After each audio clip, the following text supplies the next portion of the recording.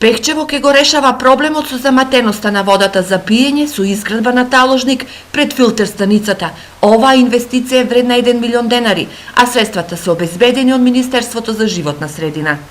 Тоа е дополнителен дел кој што ќе ја подобри секако водата, меѓутоа и покрај тоа работиме веќе цела година на проблемот и мислам дека после текот на месец јуни нашите граѓани ќе пијат добра вода. Заедно со новата филтер станица за вода финансирана од УСАИД, ова ќе значи трајно решавање на проблемот со заматеноста на водата во Пехчево. Инаку освен таложникот, со поддршка на Министерството ќе се гради и прочистителна станица за отпадни води во Црник.